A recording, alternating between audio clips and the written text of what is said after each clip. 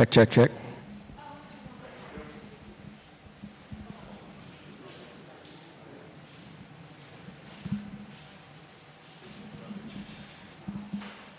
Mic check.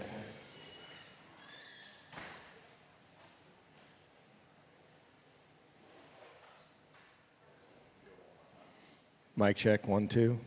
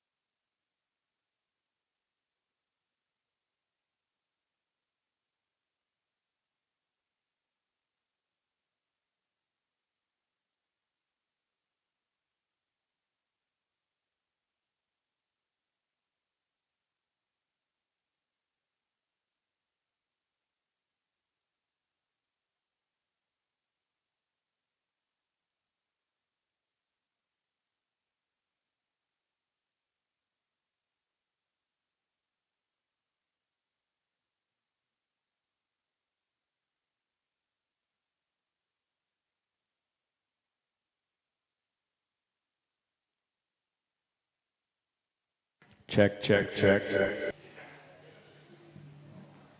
1, 2.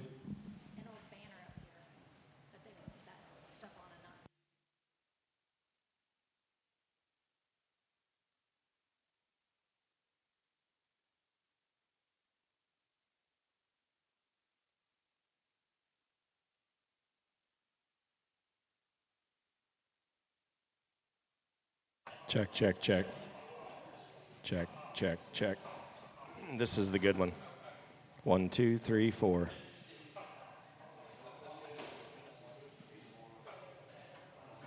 1, 2. 1, 2.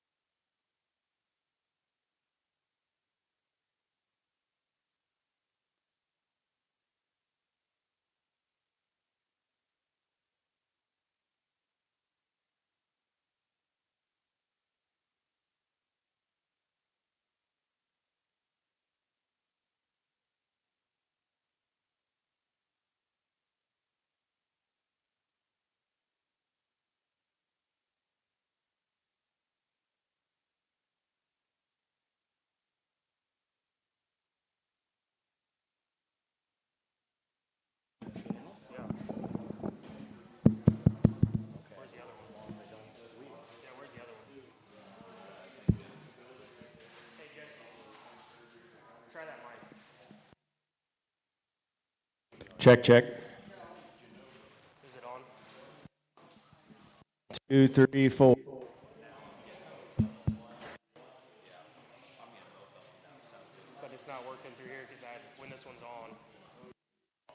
Check.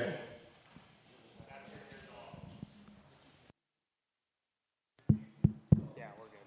We just have to turn them on and off.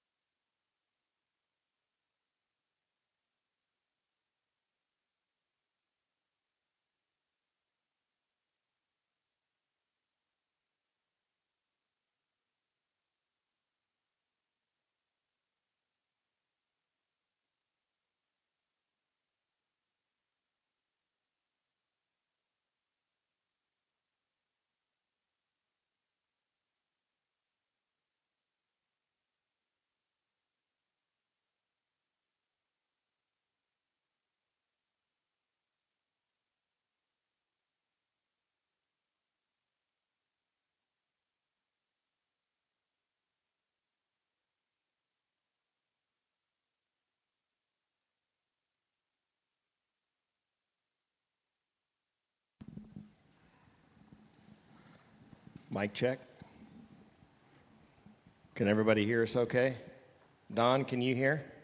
Great. That's the spirit. Okay, well, this is the official kickoff and the start for this evening's dialogue about the Built the Brand sale. And just want to welcome you to the next hour as we have a conversation about the offering and about the sale, perhaps what it means for our program, what it's meant for other folks, and we'll try to answer a few questions and stir up a little conversation about the offering. As we ease into it here, I'm going to make sure that folks can join and make sure that folks can hear us. We are live on the World Wide Web right now through Kennedy Ventures, and we appreciate their presence here to make sure this is possible. We do have some folks here live on the Hill tonight that enjoyed some dinner. We do have the catalog here, the printed catalog, and it always feels really good to see this actually done and in living color. Kevin, excited to see that there aren't blank pages in the middle and that everything looks like it's intact. So again, just want to welcome you. The purpose of tonight really is just to sort of have a conversation. If you've studied the catalog, or if you've watched any of the videos, the Walton preview, or any of the videos online, you've probably heard my comments and Boots' comments. But those aren't the only opinions that we have about a few of these sows. And then, of course, we've got Karl here in the middle that has an entirely different opinion about several of these females. So honored to have Colonel Kevin Wendt here to help moderate. We've got another dear friend, Jim McCoy, in the crowd out here that's going to throw a few hardballs at us from time to time. And certainly if you have questions, text Jim McCoy, text Kevin Wendt, text one of us that are up here, and we'll be happy to try to entertain your question the best we can. So with that, I'm going to turn the microphone over to Kevin Wendt and let him moderate sort of our panel here tonight. And again, welcome to the dialogue of the Built the Brand sale. All right, Jesse, thank you, and great to have a crowd here on site, and then you folks that are out on social media. I think this will be a fun night here tonight, and I'm sure we could probably go on for hours and hours in some cases. But the first question I'm going to ask, and we'll pass it down the line, but you know, Jesse, this is 10 years in the making, and I think one of the spots there in the catalog, it kind of puts out some numbers that I thought was pretty neat this afternoon that I was looking at that kind of dictate the numbers of females there. It's kind of in that middle portion, but you know, 57 lots sold in 2015, and then last year we did basically double that, 114, and then kind of some of the highlight is some of the females. But I guess if you could pick one, guys, if you could pick one particular sow over that 10-year period, or one particular buy that a customer made that took their program to the next level, maybe give us a thought on that and kind of some of your thinking of what you've seen the last 10 years. I know that's kind of might be a tougher question, maybe not one you're prepared for, but I like starting out with the tough ones first. These two are already yielding, and that's not going to happen every time. You know, there's a lot of sows that come to mind, Kevin, for that question, and I'm gonna start with 28-8. She was lot one a few years ago. She was fresh off of producing the Grand Overall Bear at the OYE, and Will Hilty, my good buddy, bought half of her. And you know, if you followed our social media here the last 10 days or so, Will provided just a great testimonial to his purchases and what the Built the Brand sale has meant to him. And 28-8 was a sow that we offered half interest in that sow. And we shared females back and forth. I would get some of the daughters, he kept some of the daughters. And you know, that sow was sort of a gift that kept giving. If you look back at the first class female sale 2 years ago when Hilty had one, he sold a daughter out of that sow. And if you look at our Built the Brand sale a couple years ago, we also sold a daughter out of that sow. And we've tried to create some of those opportunities over time for folks to really invest in our very, very best. And we've tried to create opportunities for you know, our friends and folks that value our program to buy into those females. And 28-8 was one of those to me that really sums up that effort of Built the Brand over the years. Mine actually wasn't a sow. It was a bred gilt that Jordan Leatherman bought. It was actually a late edition. It was Ray Ray. It was one that Reagan Rogers showed. I remember being in the open front, and Jesse's like, we think we could sell some bred gilts? And I was like, yeah, I think we can. I actually pictured her, I think the day before the preview. Put her out there in the grass. She was one of my favorite ones visually we've ever sold, and went on to generate for Jordan really well. I think that litter, she was bred to Cracker and had bore this yep, White Noise they sold to Ted, and Champion Yorkshire San Antonio, and he had a slew of daughters there he kept. But that's one to me that's very memorable and very high on my list. I think, oh, that was a little loud. Probably my favorite one, unquestionably, would be 96.7. She'd been Lot 1 in 2021. That would be the one that was most infamously known as Carol's mom. And to me, it was really kind of a testament there because that sow really did not have a notable high seller. Maybe throughout her career here, the majority of those pigs that fetched banners out of her while she was on the hill were maybe ones that were kind of snagged towards the tail end of a selling season that were just kind of left behind, but they fed really, really well. And then the S Squared crew actually bought her that year for a very good pile of money. The litter, I guess her first litter that she would have had down there would have went and got a solid black one out of her, showed a solid black bear to Shane Brenning at Denver, and he won his class, and I thought that was a pretty good accomplishment, and that was a very, very good pig. But I guess my point to all that is that sow, although it maybe not as notable in some key areas as some of the other ones we've offered, the pigs consistently fed, and then I believe in her last litter at S Squared, she made a herd boar called Baskin, and Baskin made a very short but impactful impact here in terms of just limited use on a handful of sows. But 96.7 was one that no matter what you bred her to, just generated very, very well.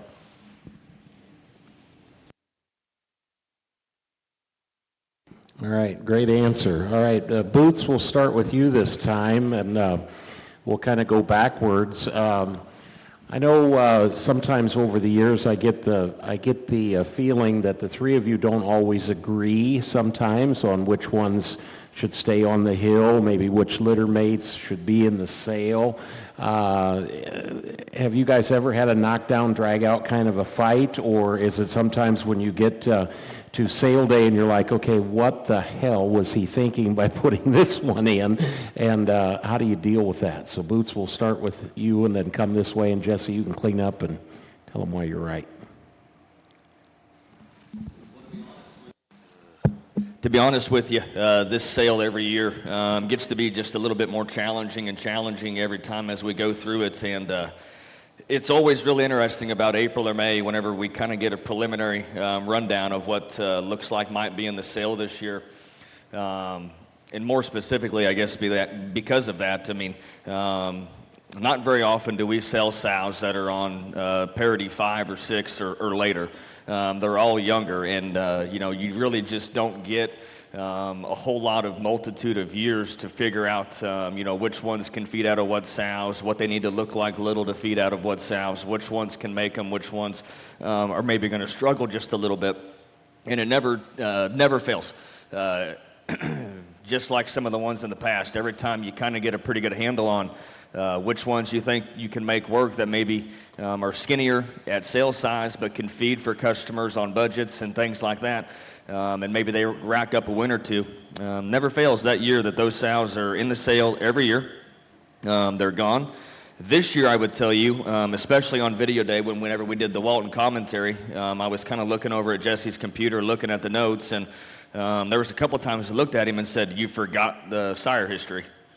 And he said, "No, that's it." I'm like, "Well, there's only one boar listed." He said, "Yeah, she's only had one litter."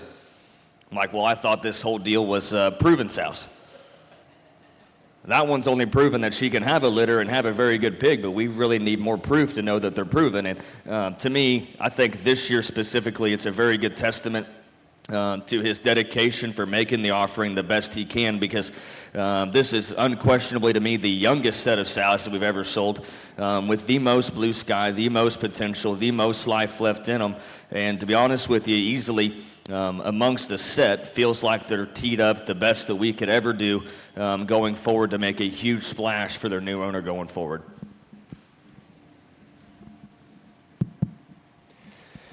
Well, Kevin, to get back to your question a little bit on ones that we have knockdown dragouts over, one of them, I think, no, that was in the other sale. That was in the one in the spring. Like when we had that Berkshire gilt that you didn't realize was as good as she was. Kevin bought her. And then Kevin bought her. That was a BK Show Pig special on that one. Yeah, he had no idea that we picked her out. Let me have that a second. For the record, that was the first and last time I've sent Bert and Ernie to the slap barn to pick out the gilts that we're going to sell. They came back with like the creme de la creme. All of the good ones were on the list, including a Berkshire gilt that was supposed to be hands off. And wouldn't you know that the Colonel slipped in there at the last minute and got her bought?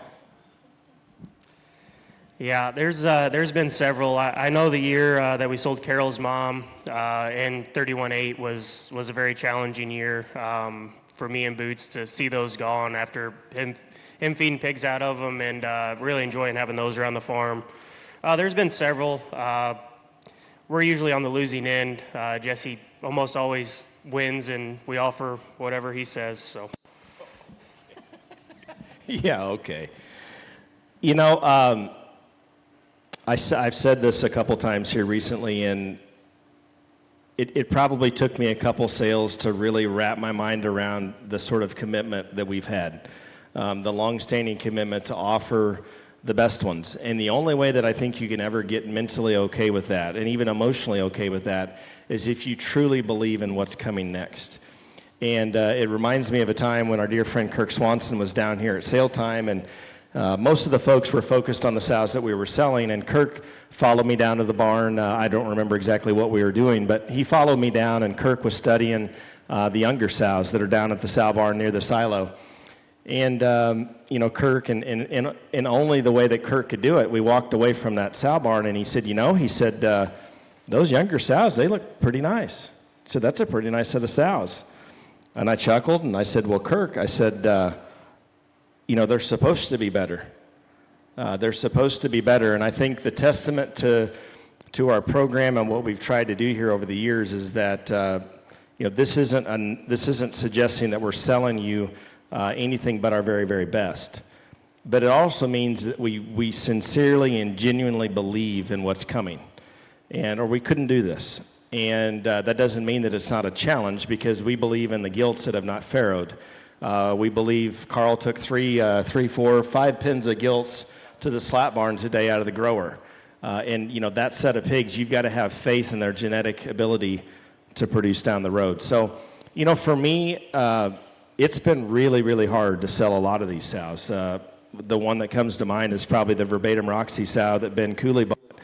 And when he bought that sow, she had just generated the Grand Barrow at San Antonio, the Reserve Grand Barrow at Fort Worth.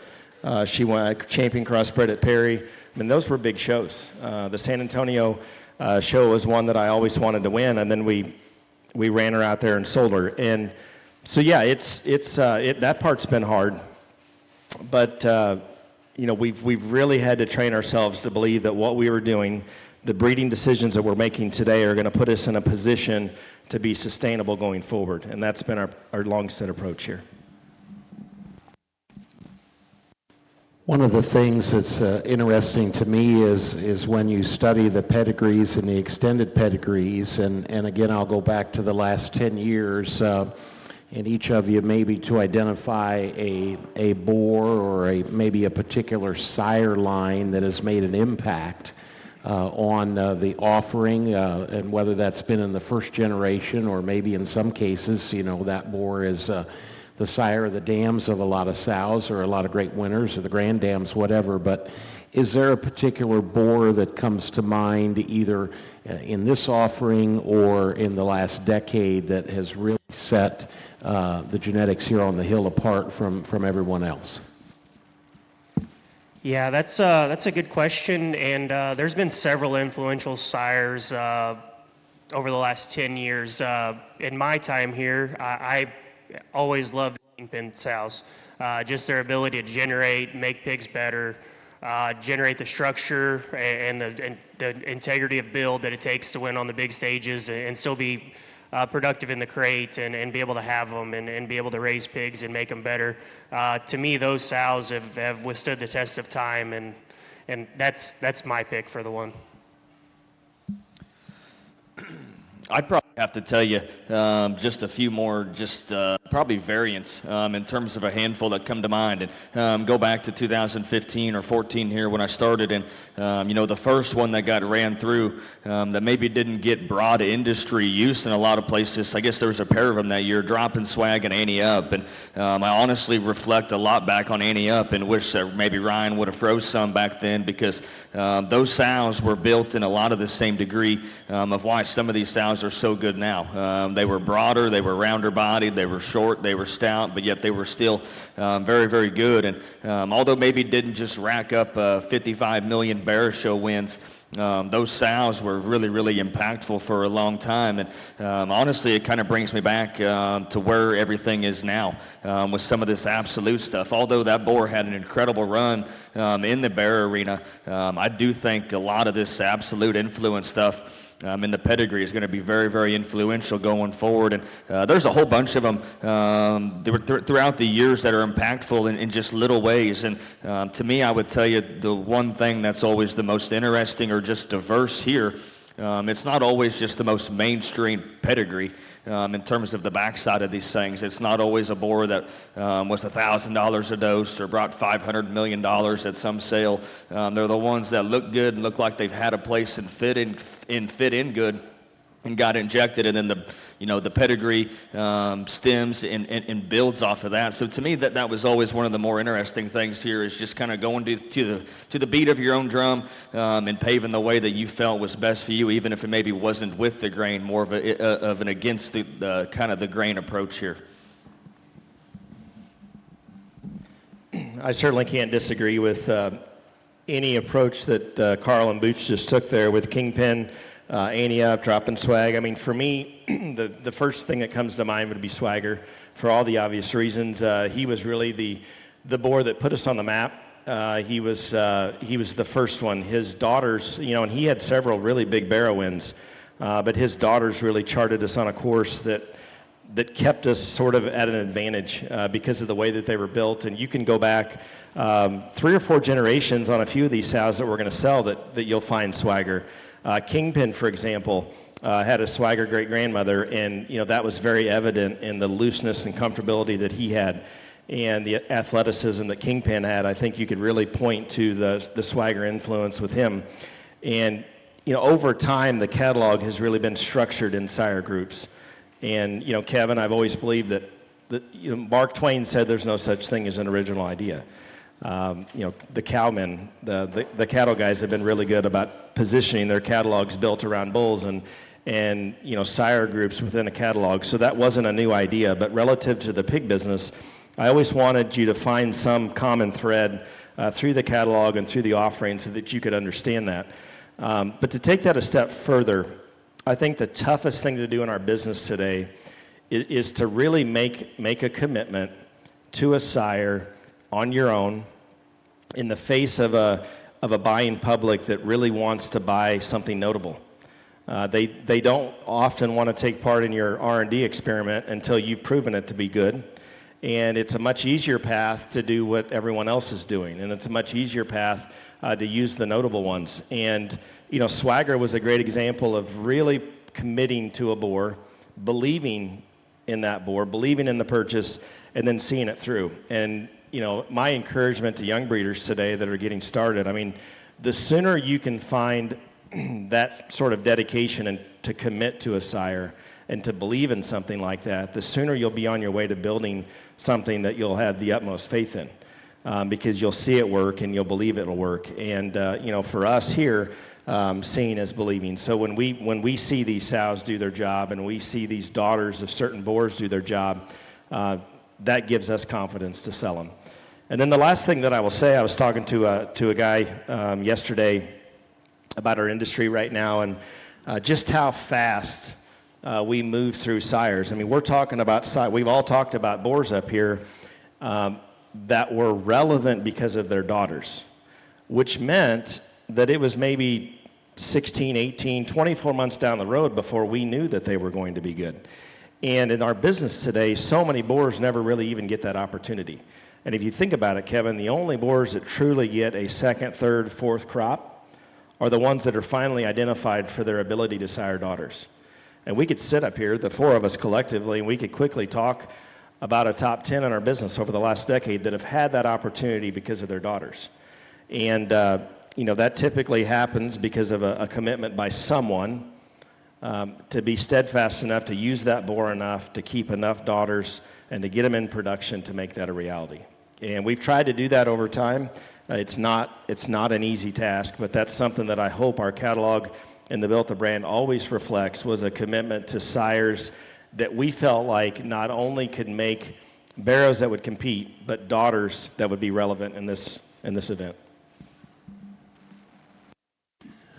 So leading right into that, you've always been known here on the Hill to kind of share different genetics and share different boars. And one of those boars that I think makes that reference to that's in this year's sale is Then and Now. And the three of you each kind of represent different entities or different silos within the industry of what the clients and customers that you each individually work within the Heimer brand. And I think that's one thing that makes you very unique. But I want to talk where Then and Now has worked here and where he fits in with your group and what maybe the untold story is of that boar for the future owner, because it is an opportunity. They're buying a proven boar, obviously, that you guys believed in, and the firms that have been involved with him have had great success. He's been really kind of an exclusive thing, but yet there's an untold story about that boar that each of you kind of represent a different clientele that could maybe do something. And Boots, I think you were the one to see the boar and then kind of told Jesse, hey, you better get on the road here and sequester this hog. So let's kind of talk about that and then where he fits in the customer base that you work with here on the Hill and what the future could be for the next owner.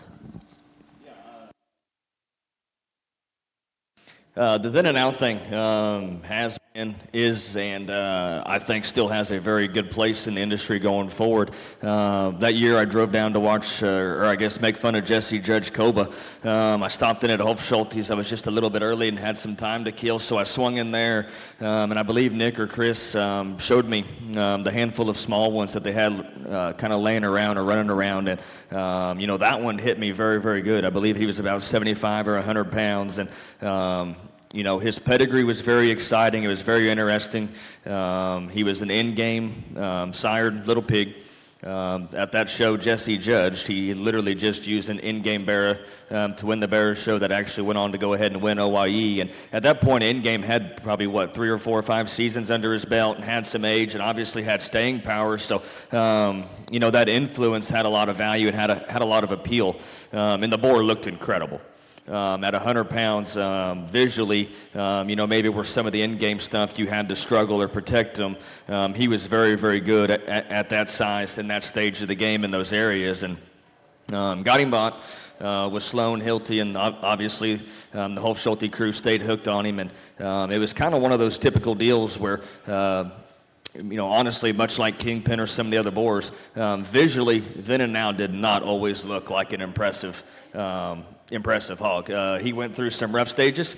When he showed up at the house, he had just been through all the Oklahoma diseases and every variance, every which way the wind blew. I think he had every bug and virus and disease known to mankind. And he put on about 100 pounds in about 10 days and then looked absolutely incredible.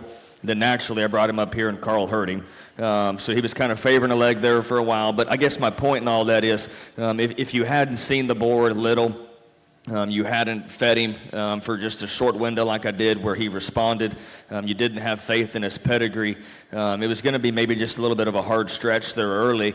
And then honestly, once we got the first group of pigs on the ground and saw what we'd kind of hoped for in terms of their extra shag, their extra genuine foot size, deep-heeled, big-toed kind of pigs there that had the right bend, the right length of hip. They had the right proportionality in terms of length of body.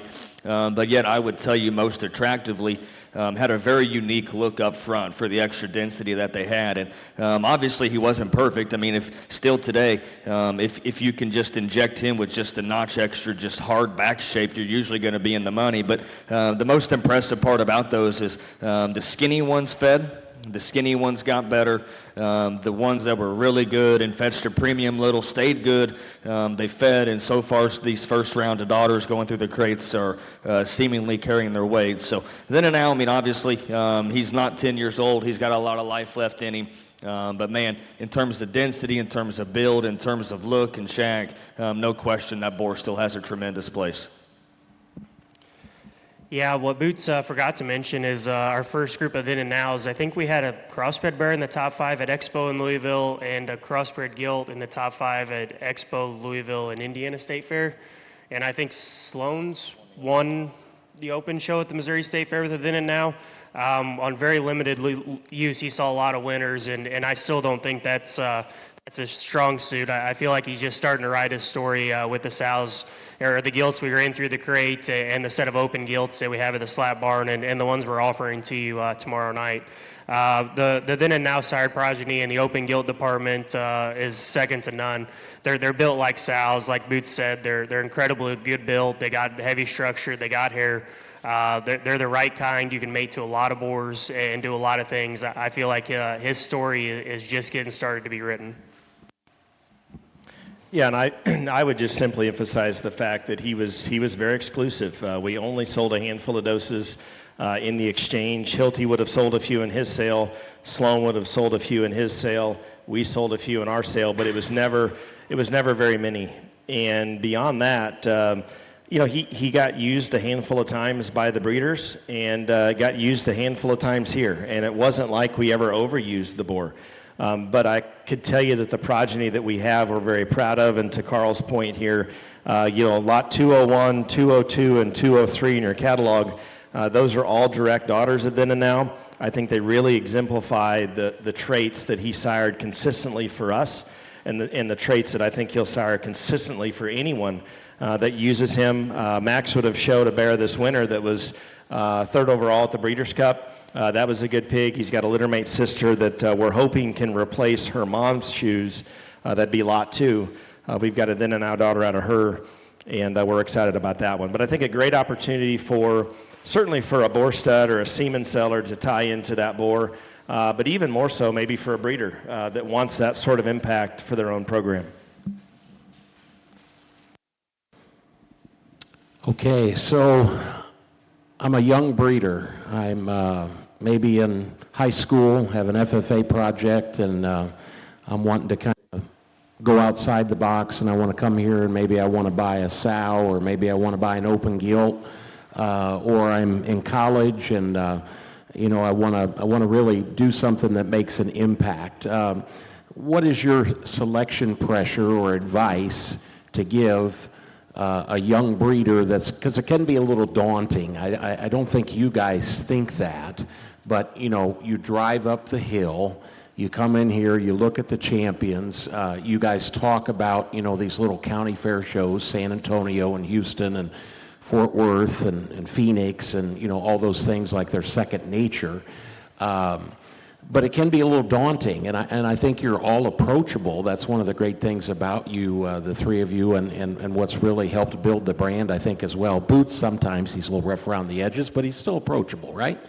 But my point is, what advice would you give that young person? Maybe they're working on a limited budget, right? And we sell them in all budget ranges at this sale too. But what would be some advice you would give to them to think about in their selection pressure coming into the sale?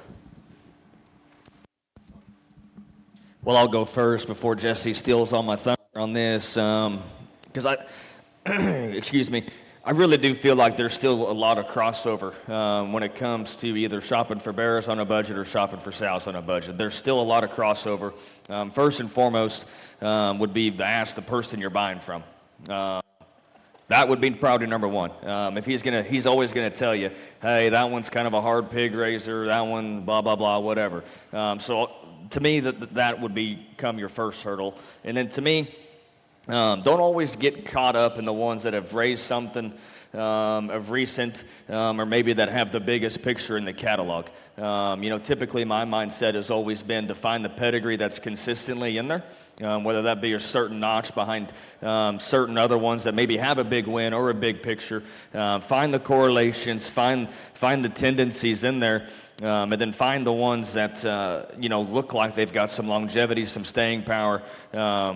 And then, traditionally, my value or my approach would always be, hey, if there's one that, this littermate sister brings 30,000 and her littermate's at 2,500, that kind of seems like a no-brainer. Because there's probably, in most cases, there's not that much difference between the sisters or whatever. So don't always get caught up in the hype and glory. Most importantly, you've got to take the time yourself and do the research, to do the reading, and then again, past that, you've got to ask the right questions. And there's not anyone, whether it's someone sitting up here anywhere within the industry, that's ever going to lead you astray on intention.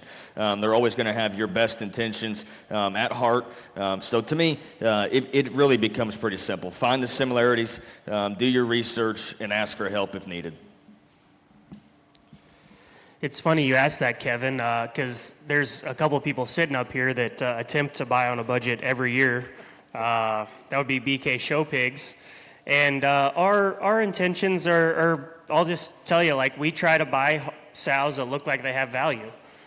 And that's the best way to go about a young breeder doing this is to buy stuff that has a pedigree that you can trust, that you call and ask, or you ask questions about which ones are easier to farrow, which ones have life left in them, which ones are bred to make sows that can make my herd better.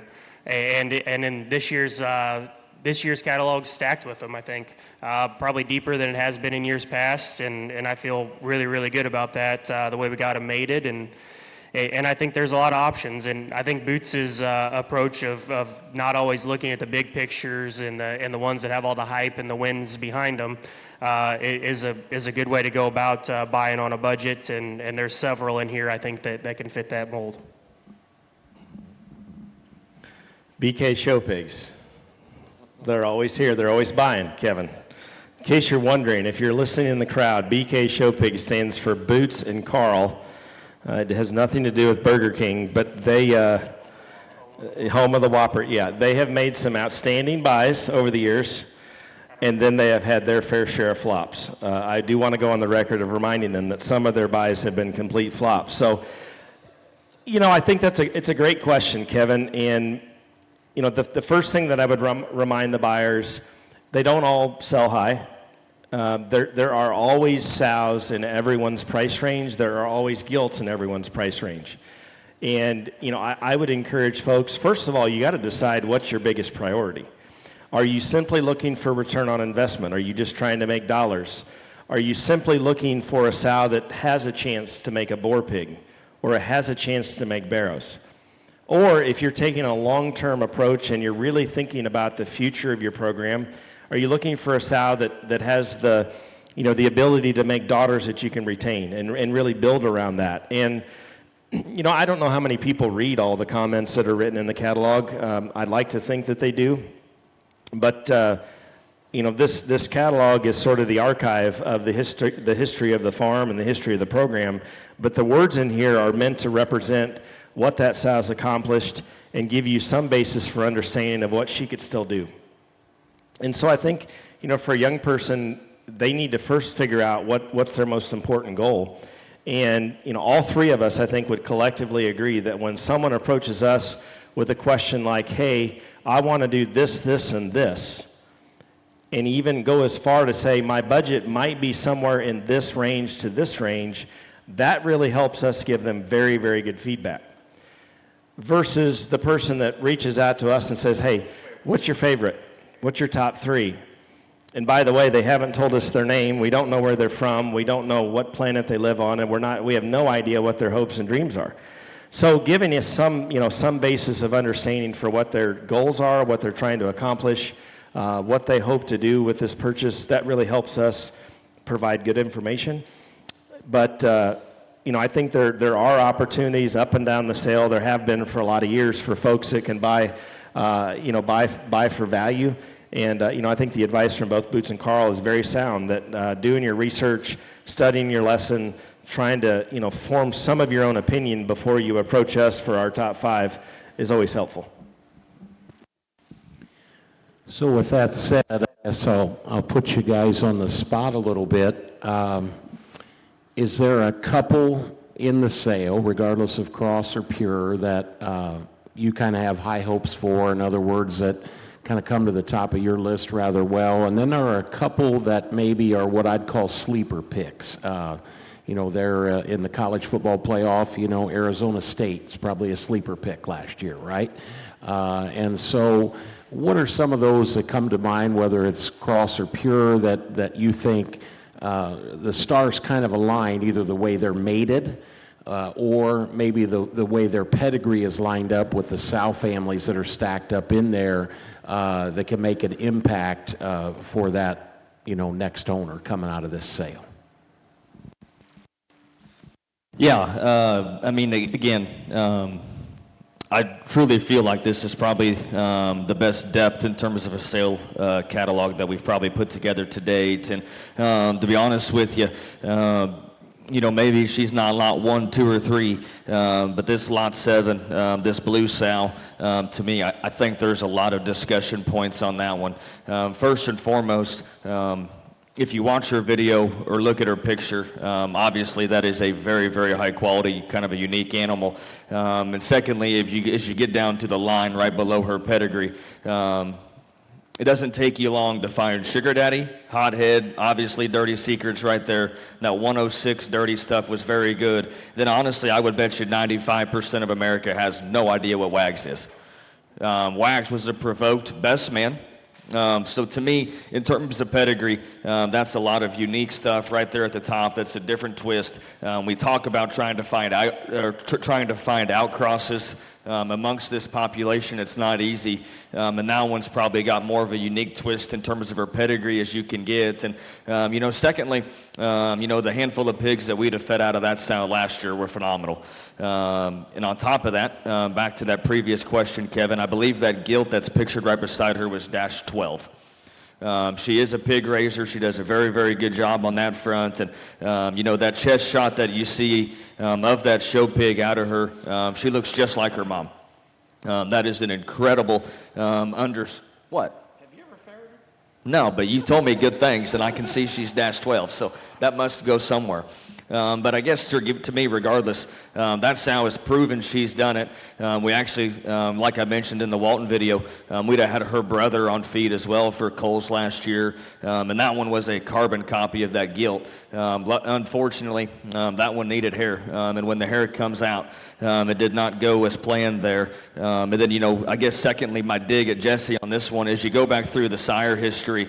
Sometimes it makes you just want to scratch your head and what the heck was going through anyone's mind when they did some of that stuff. But regardless, I do feel like she's truly teed up for the best position she's ever been in. To have just a phenomenal litter in her belly. Probably one more that comes to mind is lot 19, that trenches sow, and all the trenches stuff is just absolutely incredible. And there's a reason I went first here. Obviously a very young sow. Man, that one's incredible, and I think set up to absolutely be in the prime of her life. There's obviously 3 or 4 more that I would consider prime candidates that are going to be maybe overlooked in some spots, and I'm trying to find this one. I guess if you were going to make me have a sleeper pick here, no, not that one, Karl. That might be yours. This lot 25, 83.8. That one, again, as you can see, would be a snooze on one of Carol's sisters. And I think the most notable thing here is when bred to power, that sow has done a very good job. And I can promise you, amongst all the boars I've seen lately, there wasn't one more powerful than Trippy. Trippy is the boar Luke Lindner's, and I'm telling you, phenotypically, I'm not sure there's a better match made in heaven. And then again, regardless to me on those, whether you get daughters or you can crack off a male prospect for a premium, I think you're setting yourself up for the right direction. Yeah, in a lineup stacked full, I don't want to do the obvious and do 1 through 5 because those are by far and away, definitely sale highlights, but a personal favorite of mine is actually, from a pedigree standpoint, lot 11, 15-9. There's actually 4 of those 15 litter gangsters. Dash 9 has always been a personal favorite, and if you've been around the hill very long, and if you see that dirty 239 sow, it's almost always 217-13, which was one of Max's show gilts at Phoenix the very first year they went. She might not have won the show, but she always looked like the generator, and I'm sure glad she came back to the hill. I think all of those have lots of upside value. Jesse wrote in the catalog, it's no secret, the lot 15, 240-9 is a personal favorite of mine. On the younger side of things, for sure, bred to fast track, looks like a very, very quick ROI on one like that. And then on the sleeper picks, that's always kind of been something I've really enjoyed doing, is making sleeper picks. And one of my favorite ones, one of my favorite sows is sold a couple years ago, 230-6, was a kingpin sow and was visually impressive. I think John Mullet bought her? Yep, John Mullet bought her. This Jug's daughter of her, I remember seeing her at the slap barn. I remember her growing up. She's always been a personal favorite of mine, and again, bred to fast track, I think has a very, very fast ROI. I should have went first. I'm gonna shift gears a little bit here on a couple what I'm gonna call what I think are value buys, and they're maternal sisters. There's a bred gilt that is lot 103, I believe. You'll have to forgive me because I won't remember any of these lot numbers after tomorrow. But 61.8 is her notch, and 61.8 and 225.8, which is lot 210, I believe. Those are both blue gilts out of the same sow, and Karl can attest to this. We would definitely have their mom in the sale. She would be easily in the top 10 if we felt like she could physically make it to the grass and take a picture. But unfortunately, she pinched something in her back after litter 1. She got down. This sow's got more want to live than very few we've ever had around here. She'll make it to the crate. She'll raise her litter, but she would never be fit for the general public. But I think these two females have got so much to offer. The picture of lot 210 was probably a little less than we desired that day, Karl. But if you see her tomorrow, or if you watch her video, I think you'll really appreciate her. She'd be a Magic Box daughter. The bred gilt would be an absolute daughter. And their mom is a Crickets on Carol's sister. And those two gilts, I think, really exemplify their mom, that Crickets, the Crickets aspect to their pedigree. And I think for the folks, Kevin, a lot of people say they want to raise blues. Let's just face it. A lot of people think they want to. But very few people have the sort of commitment and dedication to see the process through. And both of these are blue. They're what I would call traditional blue, and I think they're really set up for somebody to take them. And you can breed these belted, and I think you'll get blues for quite a while. And I really, really like that pair. One of them is an open. The bred one, we've actually got her bred to cut the cord, which is a white boar that we're very excited to show folks tomorrow. But both of those, I think, really represent a great opportunity to get in on a sow that's been very, very influential around here. My sleeper pick, and I thought Karl was going to turn to this page, but lot 41, 131-7 is a JoJo daughter. And I draw your attention to this sow not only because of what she is relative to the way that she looks and the way that she's built, but we've got this one bred to Kong. And, there's a page about Kong in this catalog for a reason. That boar, I think these guys would agree. Perky's in here today, and he's probably as much responsible for some of the decision as anybody here because he had a lot to do with Kong when that pig was little. But that boar has made as much of a first-generation difference in our pig crops around here as anything we've ever used. And the most predictable mating to date has been Kong JoJo. Has been absolutely incredible. Lot 2, that sow, she's a JoJo daughter. When lot 2 was bred to Kong, she had a $126,000 litter, Kevin. Sold on the internet, that place called showpig.com. Those boars are still boars, and the gilts went to incredible homes. So when I sum up this lot 41 and I call her a sleeper, it's not just because she's a really neat sow and I love the way she's built. But I think from an ROI standpoint, her bred to Kong could be absolutely incredible. And, the Kong JoJo pedigree was lights out for us this season. So those would probably be my picks. And, I don't want to totally draw your attention away from the purebreds in the sale either. We're offering an incredible Hampshire sow. We've got a pair of red ones. Not sure if Max is still in here, but the one red sow that he would have showed a couple summers ago, she's bred to the boar that we just sold in the draft. Kevin, I'm not sure if you saw that. And then our Berkshire opportunities, I think we've really teed up for some great opportunity in the Berkshire category. So, and then we've got a neat opportunity in the open gilts this time that I'm sure we'll get to. Yes, we do have TAMs for sale. You'll get to pick the TAM gilts. Well, speaking of Kong, there's a 17-liter boar that I think, and one thing I think would be consistent over the years with the H&H prefix and the brand here is there's always kind of a different twist sometimes with different things that you do. And this year I think it's pretty exciting as I read the catalog here on what we're calling the A lot, which is 17-1, is that right? 17-1 boar, but I want you guys, each of you, to kind of talk about this hog. You've seen him grow up, you know the mother, the grandmother, all those other things, but each of you kind of talk about your opinions of this boar. And then Jesse, I think to me, again, talking about where this boar meets him with all facets, is if you've got 3 or 4 sows at home, you have an opportunity to tie into this boar. It's not just an exclusive thing. It could be, because the high bidder could say, hey, I'm going to take all the doses, and they could do that as well. So I think there's a lot of options here with that, but let's specifically talk about this boar. He's a boar that I think, Karl, you guys had out today, I know as well, and I'm anxious, maybe Boots, from your perspective, how you see this hog kind of fit into where we're headed in the show ring with bearers that can compete and go to the backdrop, really on any level, and what your opinion is of this hog so far. I'm gonna tell you a little backstory about his pedigree real quick, and then I'll turn it over to Karl and Boots to talk about the pig. But this boar is sort of a full circle moment for the Built the Brand sale, Kevin. 2 years ago, Weston Charles, Allied Genetics in Colorado, would have bought half interest in this pig's mother for $37,000. She was the top selling open gilt. In fact, if you look at the spread in the catalog, she's the top selling open gilt in the history of the Built the Brand sale. And I think that's key here as we talk about her in the quality and the unique quality that she had when she sold. She's a daughter of the Dirty Lovin' sow that's still in production here. Our good buddy Bob Foster would have bought her as a bred female and left her here to work on the hill. She had an incredible litter of wide awakes this spring. And this pig, this Kong mating, when we did it, we were shooting for the moon here. We were trying to make something special.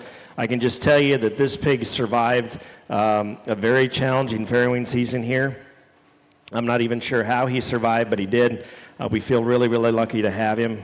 Love this pig, love so much about him, and I know Karl and Boots have a pretty strong opinion. Yeah, and to be honest with you here, is I guess I opened this up or kind of tried to encase my thoughts on this little boar pig. It truly, to me, has to start with his grandma and his mom. I mean, much like that story that was shared earlier about the Berkshire gilt that Kevin bought, it might have been that same year. Karl and I went down to the South Farm, and we saw 54-8 running around, and our first instinct was, hey, we need to grab this thing and get her clipped, and the kids need to show her at Expo because she looks incredible. We were quickly vetoed on that idea. But regardless, that sow fetched a premium, but more importantly, she's done her job so far. And to me, I still think the coolest part about this pedigree, there's pigs all over the Midwest out of this little boar pig's grandma that are very, very well positioned for August, that look the part. And that's not always something that's easy to do from a sow perspective. To have that kind of age gap there and to still be that relative making competitive show pigs, to me, I truly think that's a real good testament there to what this pig's genetic base is. And that, I mean, obviously, as we get to the little boar pig himself, he was one that was snapped early and often. Every time I was here, we had to go look at him in the nursery at 10 o'clock at night. He's been incredible. And then, kind of against normal function around here, the pig has, transitioned very, very well and done a very good job, minus many hiccups so far. And I can tell you, visually, he is the exemplary reason why Kong is working very, very well here. His extra feature, his genuine foot size, his genuine smooth column of bone, his front foot strength, his proportionality, his width underneath. He's got all the extras everyone wants to talk about. He's got bone, he's got hair, he's got look, but most importantly, he's got all those things and he ain't screwed up. He's not a knock-kneed. He's not an inverted one behind. He's got real pin width. He's got real upper hip shape. His back shape is absolutely incredible. His maturity is really, really, really, really impressive. To have that kind of roundness of rib, that kind of shape through the center portion of his body, and yet still be that exotic up front, and at the same time, like I said, we just pictured him last week, and when I showed up again the other day, it looked like he put on 20 pounds and about 3 months worth of maturity there in just a short fashion. And he's not getting a fancy diet by any means. He's just eating basic feed. This pig to me, he replicates, or I guess represents the good that we've seen in Kong, but most importantly, he looks like his mom and he looks like his grandma. And those have obviously, from the grandma perspective, been absolutely incredible in terms of her staying power, in terms of her genetic punch. I think all that has great, great value to this one. Funny story is actually talking to someone that would have bought an open gilt out of the slot barn sale this winter. She'd be a daughter out of 247, and seemed like a pretty good idea to go ahead and try and buy 2 doses and line that stuff up real good. Yeah, to continue on Boots' point, I see things a lot different, more from a functionality standpoint here at the farm, and this pig's skeletal build is so incredible. I had a lot of fun, people coming through, looking at the draft board, looking at other stuff, and then showing them 17 as the last one on the way out, and it was really interesting getting the reactions from the hog breeders and talking about the toe quality, talking about the range of motion behind, talking about his immaturity, talking about how his front foot is right and how he's still short-bodied but good looking. We've actually had a few boars here. I was actually just looking at this picture and I wrote it down on the paper next to me.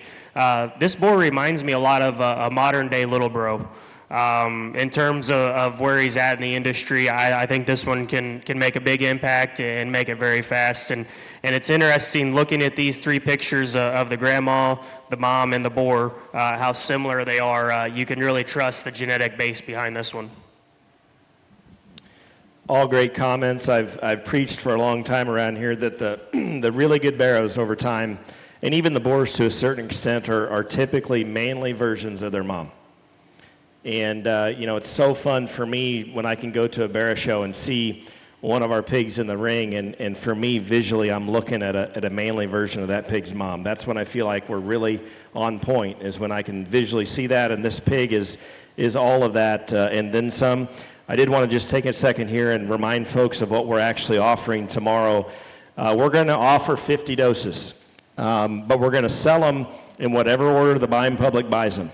So the high bidder, when we start offering them, the high bidder can take 2 up to 50 doses. If they want to take all 50 and making them exclusive to them and us, that's their prerogative. If they want to buy 4 doses, then we'll open it up, Kevin, and we'll sell the next 46. And so we're going to do that tomorrow, and we're going to make 50 doses available. And essentially what we're doing is we feel like we're offering a third of the boar relative to the upcoming breeding season. Obviously, Weston's going to use him there for his program. We're going to use him here internally, and then we're going to make these 50 doses available. But we're very excited about the pig, and he has been a really, really fun one to have around. Continuing on that theme of something always being a little different, one of the common themes here is the slat barn. And I think this year with the open gilt offering, we've got kind of a new twist of the different breeds and crosses and the opportunity there in the slat barn to take advantage of it. And I wanted each of you to kind of, again, maybe highlight some of the hogs that you've seen over there or that you have noticed in the groups there, or the excitement level, I guess, that you have of knowing that people are going to get an opportunity to basically go into the slap barn, the keeper pen, and it's wide open, right? It's a free-for-all. Nothing's held back. And so this is another unique opportunity if you think about a young breeder getting started, of where you can do that. Or if you think about a veteran breeder that's been around 30 or 40 years that maybe sees something where they can change their program or take a new twist or a different level. So let's talk about that opportunity that we've had. I think it's toward the back of the catalog there if you're looking. Let's jump in there on that, Karl, because I know you've taken people over to the slap barn before and they scratch their their butt a little bit and wind their watch or vice versa and try and figure out what's going on, right? Yeah, Kevin, I have the privilege of taking a lot of people to the slap barn over the years, and actually me and Boots, I got to take Boots to the slap barn to select these notches, actually. So Jesse might not even know what's on some of these. Just a couple highlights.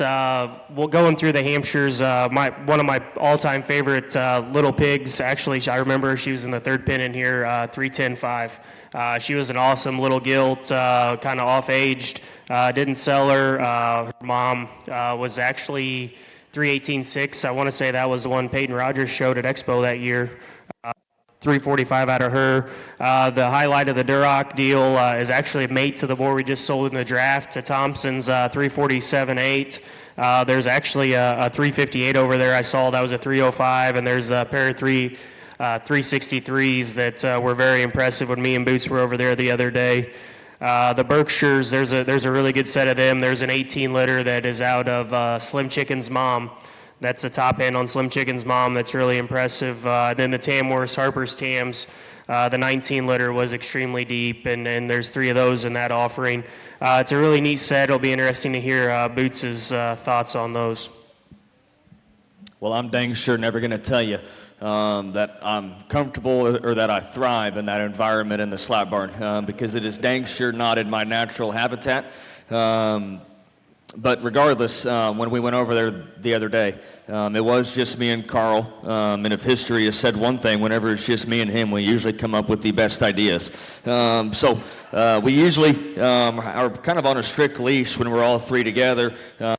To be honest with you, from the notches I wrote down, it looked like they've actually made it on here. So I do think that's an incredible thing, the way that we're doing it this time, because to be honest with you, for those that are not used to looking at pigs out of the slap barn and then 3 days later trying to get them on grass after me or Karl or someone has absolutely gotten aggressive with them, it's very, very hard to appreciate their full value. And I can promise you, in the slap barn when we did this, we literally wrote down all of our favorite ones, and if they weren't our favorites, they did not make this list. And the other thing I would tell you from that perspective, I think going off a baseline like this is very, very helpful because to be turned loose, you're going to be confused. You're going to be lost. And I truly feel like having a parameter like this with the best ones already highlighted, the best ones only to pick from, I think is very, very valuable. I can tell you just as a group, I thought that Hampshire set was very, very good. The Berkshires I thought were absolutely incredible. And then to be honest with you, I didn't even write 347.8 down because I figured there was no way that he was actually going to let that one get put into this issue. But there she is, and I can promise you, no matter what scenario, what setting, that one is truly, truly incredible. So a phenomenal set of these. It'll be very, very interesting to see what ends up leaving out of each group.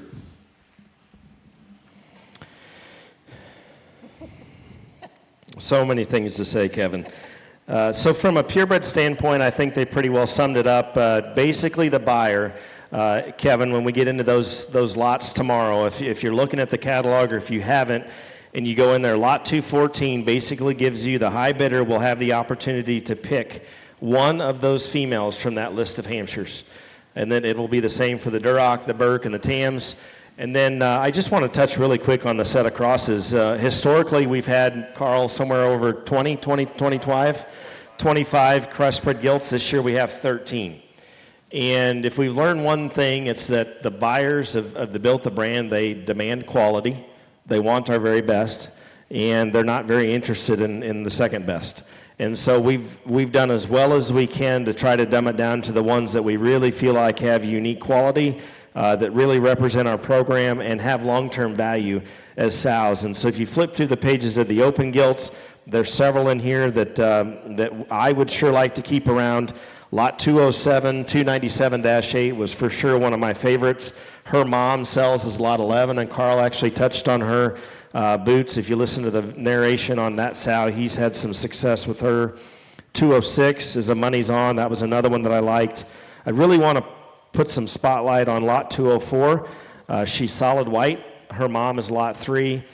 This gilt, if we ran the sow and daughter out there, I think what would be really neat is to see the progressive advantage that you'll see in her daughter over her mother, and yet still see the same qualities between Lot 3 and Lot 204. That'd be the mother-daughter. So, Kevin, I haven't finalized the sale order. That's something I got to get done with Boots and Karl here tonight, but don't be surprised if we don't choice that pair and give the buyer the option to take both of them. So, you know, the open gilt thing for us, we're trying to give you an opportunity for our best ones at the ground floor.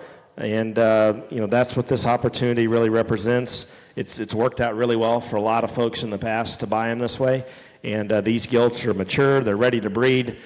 They can go home, and in 30 days when you're excited about next year's crop, you can get your semen ordered and get them bred.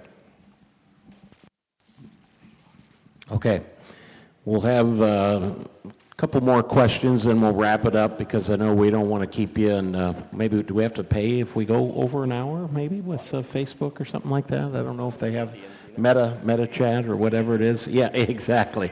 Yeah.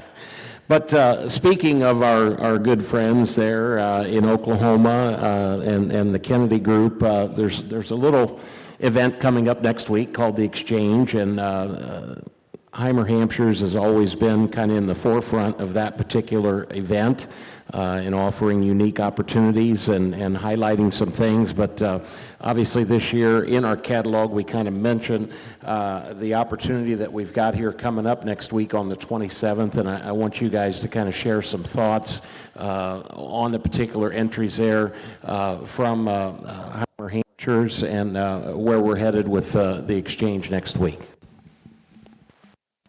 Well, to be honest with you, here when it comes to the exchange consignment here of the pair of clones, when you think about it and go back to that day in January in Indiana, you know, this really all started out as a joke. That night, I mean, literally bought this pig for Skinny, had the CCI text alert sent to his dad, who was back at home in Missouri, who told me absolutely no more pigs till February. And it was just really kind of a classic moment there. But man, you know, that pig instantly come in. He wasn't a $20,000 baby. But it dang sure didn't take him long when he got settled into his home there in southern Missouri to instantly look like one. And you know, that pig, you know, he was substantially ahead of his time. In terms of bone, width, hair, proportionality, to have that kind of extras everywhere, and yet still be inside himself, still have the right front foot placement. And you know, to me, in terms of a boar, that's what he always looked like as a show bearer. He always looked like a boar. And you know, it's always funny when we've got this pair of clones now. First off, just how similar they are. But then secondly, you know, you always look back on bears that you wish would have done better, or you wish you might have done something different in the growing stages. And you know, there's a lot of times to look back on that white one that he showed and say, man, if we wouldn't have done that, you know, maybe he would have done this and we could have been better off that way in August. And to me, we've obviously made those adjustments when it came to the feeding approach and just the development of the paraboars. And I can tell you, at both fighting weight now, they are substantially better than the original. In a lot of areas, but without question have the same extras, the same uniqueness, and I can tell you here at a substantially younger age, they are bigger than the original, and man, they are absolutely incredible, and there's no question to me that in terms of a white boar with a different kind of pedigree, but man, that is so substantially important, how just impactful the immediate bottom side of his pedigree has been to the white program here. And I can promise you, it doesn't matter if you've got a common sow, if you've got a unique one. Both these boars have a really, really unique place, and it'll be very, very fun to see where they ultimately end up and how they do. So Kevin, I want to let the buyers know what we're doing in the sale. We're going to offer both of these clones. They are as identical as it gets, and high bidder can choose either clone, full possession, no strings attached. They get the boar, and the other one will stay here on the hill. Or the high bidder has the opportunity to pay a time and a half the Heimer price, and they can take both of them. And in the event that they take both of them, naturally they're taking the boar that we were going to use, and so we're requesting 4 doses of semen per week on either clone. We don't make a stipulation on which one it is. We just want to have some semen here at the farm to use. And so that's the opportunity for the buyer. Their mom, the mom of the original, was a sow that sold through this sale last year, 53-4. She would have been a kingpin on Cricket's mom, a solid white kingpin sow. And then Anthem, of course, was a Dirty Secret distinct. And that distinct sow would have came from here back in the day. Jarrett Davis would have made that sow famous after the Thompson family showed her. So we think this is an incredible opportunity. We always like to have something unique for the exchange. We're pretty excited about this pair of clones. A shout out to our friends at Transova. Modern technology is absolutely amazing. That you can walk in the barn down there and literally look at those two and just sort of have deja vu all over again with those clones. Okay, I'll kind of give the rundown of the schedule, and then I'll let you guys think of our last parting shots. I'll have you guys kind of give maybe a question I didn't ask, or something you want to tell to the public that you think is important about this event. But tomorrow at 10 a.m. we're going to have a frozen semen demonstration, thawing and handling by Karl Peter, and that's something here at HH that has been important. I think every year we've had some type of a discussion about frozen semen and how you can use it in your program, whether you want to go back, and we've got some frozen semen we're selling in the auction of boars you want to go back and sample with to kind of create something a little bit different, or whether you want to have that semen availability to you. As Jim McCoy says, sometimes the brown truck doesn't always make it, and you need it on a Sunday, and you've got that semen there, and you can thaw it out, and it's actually relatively easy, as Carl's going to tell you. It's a process. You got to be detailed and go through it, but that's going to be a great program tomorrow morning at 10. 11 a.m., obviously sow herd health is very, very important, and I know the Passion for Pigs folks, and they do a lot of great seminars throughout the year, but that's going to be another discussion that's going to be available tomorrow, and something that is a priority in keeping your sow herd healthy and all the things that go along with it. One thing about being here on the hill, if you go away hungry, it's your own fault, and we'll have great food, and Amy always does a great job with the crew of keeping lots of snacks and munchies and everything around here, and we always have something unique, and so we're looking forward to that tomorrow. Tomorrow at 1 o'clock will be the live preview, and that'll be up on the grass, and it's honestly really one of the coolest things. I know Jim McCoy and I have talked about this before, but seeing some of those sows come off the dirt, and the guys kind of spray them off, and they come around the corner and they're walking on grass, and it's just incredible to see the feet and legs, and just they look like factories, and that's one of the things that I think is awesome. Then we'll have another great dinner, and then the ones that built the brand, the live auction will be tomorrow night at 7 o'clock. Again, we'll have online bidding via Kennedy Ventures and CCI.live. Gavel's down the best. Cooper is here, and he'll be administrating that platform here. And we invite you to come. We invite you to come and be with us. We've got a great staff that will be here tomorrow night. Mickey Bellamy with the National Swine Registry. Clay Zwilling as well, our CEO with the NSR. Of course, Todd Kennedy will be here as well, and they'll be available looking at the sows tomorrow, can certainly assist you. Jim McCoy is here on site, and Jim's always available again to talk to you about the females, and then our other consultants that are headed this direction, Blake Danner, Mark Hogue, Keaton Stoller, Jordan Tibbetts, Ben Cooley, Jordan Leatherman, BJ Ike, and Kevin Rogers, again, are always available. Again, the staff here at the farm, Carl and Boots and James and the whole crew, they're available. They can help you as well. Send them a text if you want some more insights on the offering here tomorrow. But there'll be a sale order put together. I guarantee you we'll discuss it and cuss that as well as we go throughout the offering, but there will be a sale order put together that'll be posted there tomorrow to give you an idea of the logistics. But guys, if you've got one more parting thought, either something that we haven't asked or that we haven't talked about that you want folks to know before tomorrow, I'd like for you to share that as we wrap up. Yeah, thanks, Kevin. One more thing I wanted to touch base on. I've had a lot of questions about delivery over the last couple days. We do have Trent Lahr leaving Saturday morning or Saturday midday headed to Texas.